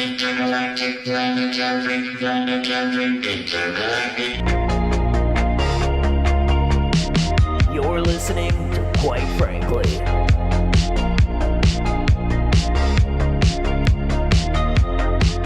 But the law says if you made a mistake, you rescind. Whose law said that? The law of the United States? Yeah. Or who controls the law of the United States? Legislatures? Yeah, legislators that have their whole own agenda. Laws mean nothing. You give me the currency of a country and you can make all the rules in the world. And that's all that matters. Who's in control? So then... Howdy, friend. You looking for a message board? Go to quitefrankly.tv and enter the forum. Engage with official show topic threads or start your own thread. Get signed up. It's that easy. And it's not Reddit, so don't sweat it. For the forum and so much more, it's quitefrankly.tv. Yeehaw. Welcome to Perpetual Health Minute, brought to you by Quite Frankly. Breaking news. The 2025 U.S. Dietary Guidelines Committee has issued a preprint stating that ultra-processed foods do not cause obesity. Now, if you remember, in 2020, we had a Dietary Guidelines Committee that was fraught with conflicts of interest. 19 of 20 members were tied to food and or pharmaceutical companies. And so, in an effort to create more transparency, the 2025 committee has aggregated their conflicts of interest. Now, we do know that one member is tied to the pharmaceutical companies being paid to push weight loss drugs and tell you that obesity is genetically driven. We also have another member who is a social justice warrior who has manipulated research in the past, all to help support his mostly vegan lifestyle. So in the end, when this report is released in 2025, it's best to ignore it for your own health. It's a waste of taxpayer dollars and a waste of your time. If you like this video, please follow the new Perpetual Health Rumble channel. You can also find us at perpetualhealth.substack.com. But for now, thank you so much for watching. Back to the show. Do you frequently post walls of text to an audience of virtually no one? Do you have random violent outbursts about topics only tangentially related to what anyone else is talking about? Do you consider yourself and the random alt accounts you follow to be the sole purveyors of truth in the universe?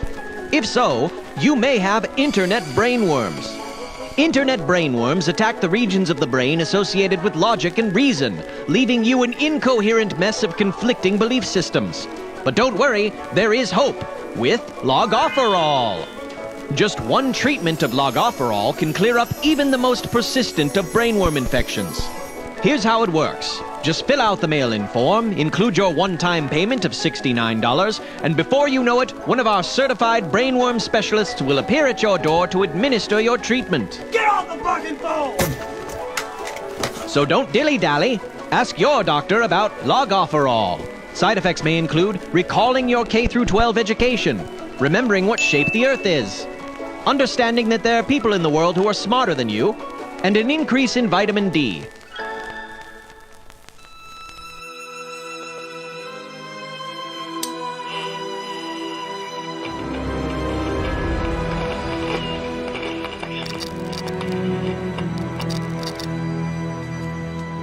It's happening all over the place. So aside from it being something that has to keep going on by ideological and globalist mandate, they also don't want to be able to, they don't want to kick a hornet's nest, because then they'll know that they will be in a full-on guerrilla war.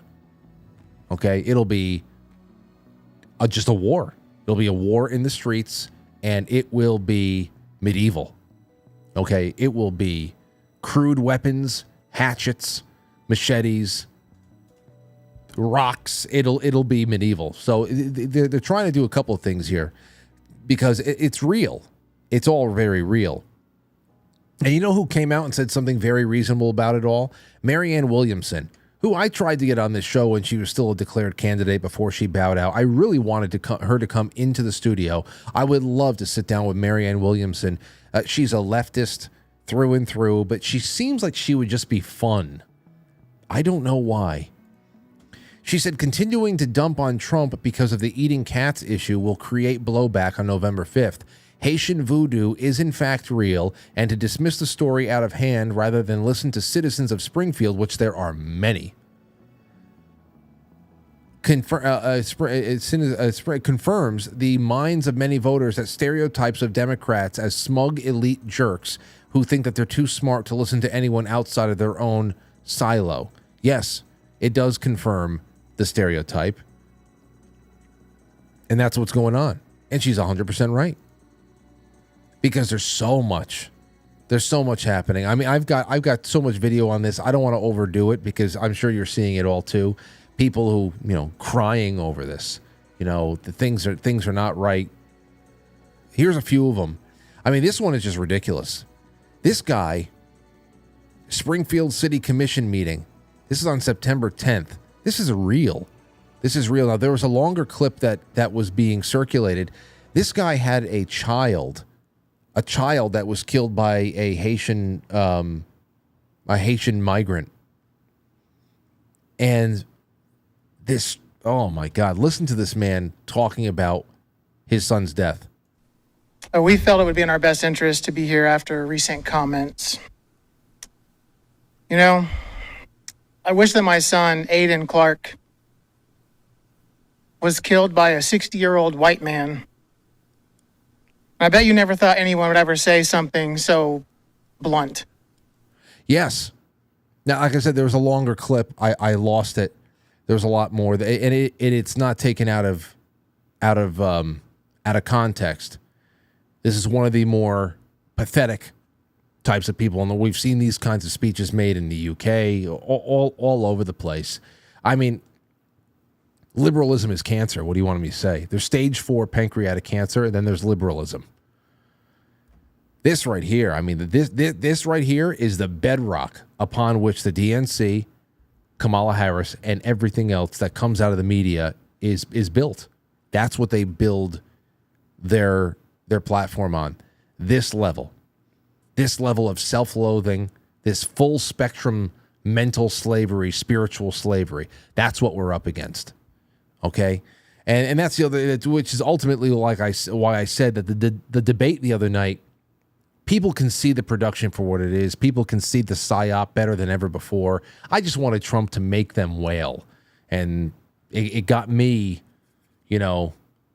as an internal debate type, I had so many itches I couldn't scratch that night. I just had to talk a little bit about them yesterday. But ultimately, this is why this stuff is failing for them. Even though they have deployed all assets, that's why it's failing. Here is Anna Navarro, who is going through, God knows, I mean, maybe it's Ozempic, maybe she's hooking herself up to a vacuum cleaner every night. She lost at least one chin in the last couple of years, so good for her. Navarro says, and she just didn't even think this through, do you think if it were 20,000 Scandinavians that had been sent to Springfield, people would be saying that they're eating cats and dogs and geese? Listen to this. She's such a half-wit. It's incredible.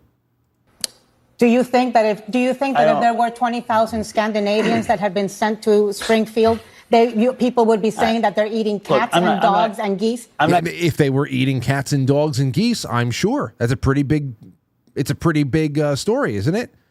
20,000 foreigners from Scandinavia or from anywhere else arrived in a smallish town, city in Ohio, and suddenly all of the local fauna have been consumed.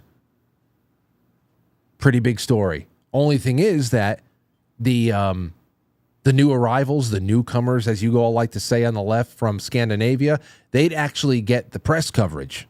I'm not going to answer for him, for his memes, or anything else. But I am. But I'm asking you, do you think that conspiracy is based on racism? Because it's an It's not a conspiracy because it's happening. And it's not based on racism. It's based on culture. I mean, just what it is. If 20,000 Scandinavians were killing all the animals, then people would say, what's going on here? It's just that there is only one direction of reporting. You want to talk about racism. You want to talk about keeping race forever in the lens. I mean, that is the only way that this machine operates. The one that calls Anna Navarro a reasonable conservative. I think isn't she supposed to be like a conservative? Isn't that how she brands herself, I should say? I mean, this is just the reality of multiculturalism when you take it to the degree it's been taken. That's it. Here, take a listen to this one. Here's a girl who went to TikTok to talk about what she knows. My father immigrated from Haiti to the United States in the late 60s as a teenager. And I want to talk about these recent comments about the Haitians in Springfield, Ohio. First, I want to say my father and I are now estranged, but I did know him in my very, very young years. And when he immigrated, he was one person and they weren't sending, thousands of Haitians in one area. He wasn't eating people's pets and he didn't practice voodoo, but he did say that most of the island, the majority of the island, does practice voodoo. The reason they eat cats is for two reasons. Number one is survival. This is the poorest country in the Western Hemisphere. You can't just go to a food bank like you can here or just go to McDonald's and get some free or cheap food. Unless, of course, there's a Christian missionary there. People in the United States have a really hard time imagining that type of thing, but it is true. Second, they do animal sacrifices for their religion, voodoo. They make these animal sacrifices to these gods for different reasons. You can do your own research on this. Do I think voodoo is a demonic religion? Yes, I do. That doesn't mean that you hate these people. These people need prayer. But you can't just take over all these people from another country and expect it to work. Not to mention it doesn't fix the problems of that country. And there's more people left in Haiti that we can bring over. It's not... No. I mean, there's plenty of... it's not just Haiti. I mean, listen, we got some valuable insight. All the other opinions about bringing more people over. No, that's... I mean, there's 330 million people in this country that we know about. 8 billion people on the planet. I'm pretty sure that there's at least another couple of billion people who are in really shitty situations. And it would be really great if they can live the way that even the poorest among us over here in the United States can live. But that's just not our concern. Just not our concern. If we're thinking about the most responsible thing we can do, we make this one of the greatest places on earth that people can aspire to come to. People who are willing to leave their sacrificing cats and eating mud pies behind and showing up here with prospects and an understanding of the language and with some gumption, a little bit of a background of where you're going to. But this transfer of population from one place to the other is purely about antagonism. It's about antagonism because when the inevitable happens, like what was happening in Europe, when the inevitable happens, when cultures clash inevitably, there's only going to be a one-sided report on all of it. And that is going to be that's going to be used to change things here by force. And when people start feeling like they have no other voice but to do something rash, that's why we have to keep our heads about us. They want somebody to do something stupid. But, drastic measures doesn't mean stupid measures. We got to find a happy middle ground in there that's really just nice. But this is hilarious. Listen to this because we got 9 minutes left. There was a guy out there who made a video. He made a 2-minute music video about Trump doing saying that they're eating dogs. Now, when it was found, it was so classic perfect. It was so perfectly classic Trump meme. It was so 2016. It went. It was going viral all this morning. People were going nuts for it. The only thing is that we quickly learned that the guy who made this, okay, his name is Megaphonics. He is an avowed socialist. And when he started seeing that Trump supporters were unironically enjoying this song and loving it, he went on a fucking, he changed, like Benny Johnson shared it. When he realized, when this Megaphonics guy realized what was going on, he changed his name to Benny Johnson Can Eat Shit. They're Eating the Dogs, produced and edited really quickly again by Megaphonics. Changed his name. Here's another one. There's the Benny Johnson tweet. But we're here. Look. If you're reading this, fuck Trump. I'm literally a socialist. This is not a pro-Trump song. Then you should not have made this. You should not have made this. In Springfield, they're eating the dogs, the people that came in. They're eating the cats. They're eating the pets of the people that live there. And this is what's happening in our country, and it's a shame.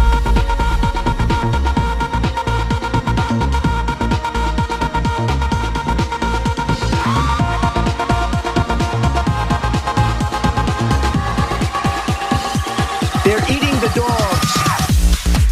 It's a fucking banger. It's a banger. They're eating the dogs. Oh! What are you thinking? Yeah! And this is what's happening. Dogs.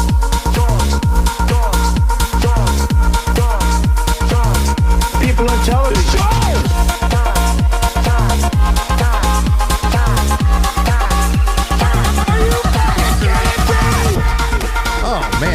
There have been no credible reports of specific claims of pets being harmed, injured, or abused by individuals within the immigrant community. Well, I've seen people on television. Let me just say here, this is... The people on television say my dog was taken and used for food. So maybe he said that, and maybe that's a good thing to say for a city manager. I'm not taking this from television. But the people on television say man. my dog was eaten by the people that went there. Oh, dude, listen, like there's like 45 seconds left or something like that. It's just... That is class. That's one of the that's a video that would have netted him at least 300,000 more votes in 2016. That was the kind of memetics that was propelling his campaign in 2016. This kid, he's a socialist. I thought that could have been a troll as well.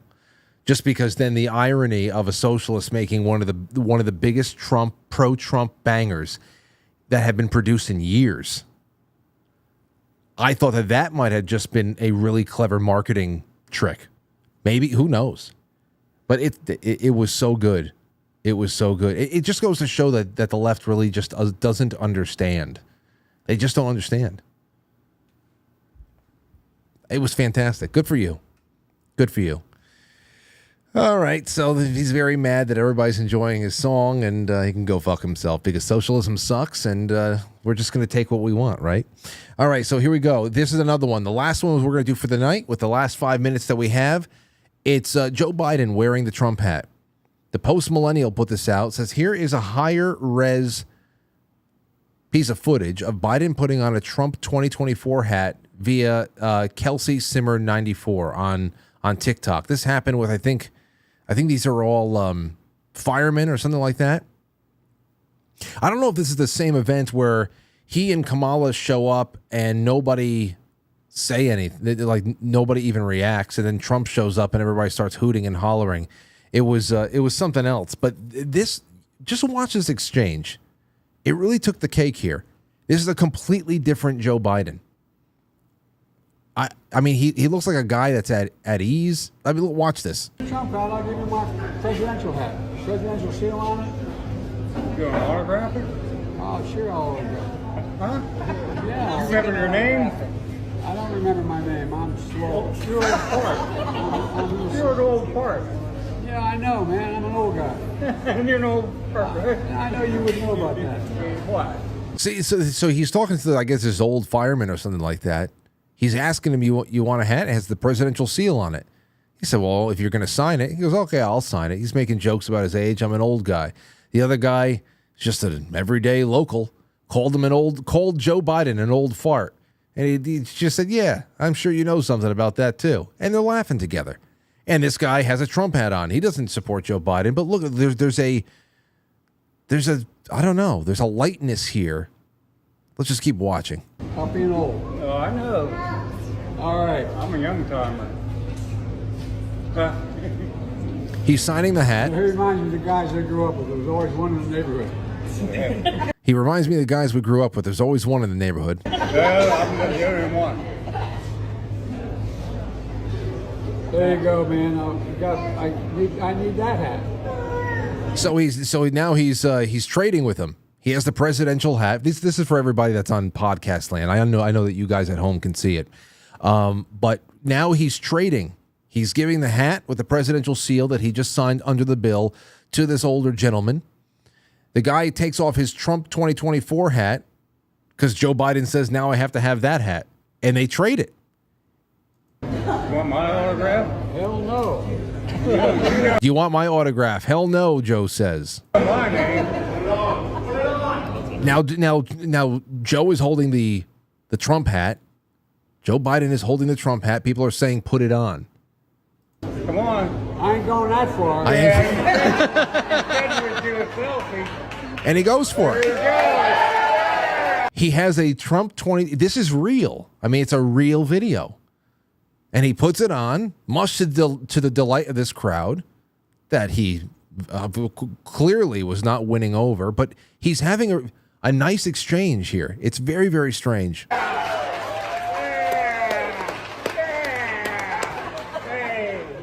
I'm proud of you now. Just remember, no eating dogs and cats. And the last thing he says before he gives the hat back, just remember, don't eat dogs and cats. They're good. Thank you. They're good. Kentucky Fried Chicken. I hope you like the pizza. Yeah, there you go. So, okay, now, hey, all I got to say is we comment a lot about body language and body mechanics and everything. This looks like a guy who was at ease. You know, he just looks like an elderly guy functioning the way he normally does, but he looks like he's been unofficially relieved of his duties, which isn't necessarily a good thing because he's still the president for a while. But we've been living under the rule of a faceless tribunal for years already. So just analyzing this for what it is, he looks like a guy who's been unofficially relieved of his duties, and he seems relieved. But this is different because of, what was just done to him. Now, everybody has a breaking point, and even when you're senile, he hasn't lost all his marbles yet. He must know what was done to him. And I get it. He spent decades being a ruthless vassal for the bureaucracy and all of his other personal issues and everything else that we've talked about. I get it, which makes this deceptively refreshing because can you imagine if this is the way things actually were, the way things used to be? Because it is the way things used to be. That kind of cordial, we're not on the same page, but we're in the same book kind of a thing. I don't know. There was something about no matter all the reasons why he's made my skin crawl over the last couple of years alone, just by him dutifully, playing out his role in this particular script. This scene right here was, I don't know, just so deceptively refreshing. You guys feel it? I don't know. I've been able to, for that minute and a half, I totally was able to compartmentalize everything else and just take it for what it was. There's just something physically different and energetically different about this scene than anything we have seen in the last 4 years. So stark. Anyway, whatever your thoughts are on that, you can email it to me at quitefranklypodcast@gmail.com. We are finished for the evening. I think we did a pretty good job. Thank you so much to all of my friends on quitefrankly.tv, on the Gold Pills. Thank you for your help over there. Where we have a couple more super chats. Rumble rants. The Snuggler 83 says, OMG, I used to prank call my teachers in middle school. I always hit them with a give me back my son. It's a good one. It really is. Give me back my son! It's the best. It's the best. If you ever seen Ransom, it's a really good movie. I mean, it's that's become a meme, but the tension in that scene is incredible. 925 Wild G says, feel better, Frank. Thanks. Feeling better every day. And what else? That's all. All right. Can't wait to see all the emails that come through. I'll see you guys tomorrow, 7 o'clock. Take care. Thursday night is adjourned. Thank you to Leo Zagami for being our esteemed guest for the evening. And you guys and gals, enjoy your time. Become a sponsor. Become a reader. QuiteFrankly.tv. I'll catch you on the flip side.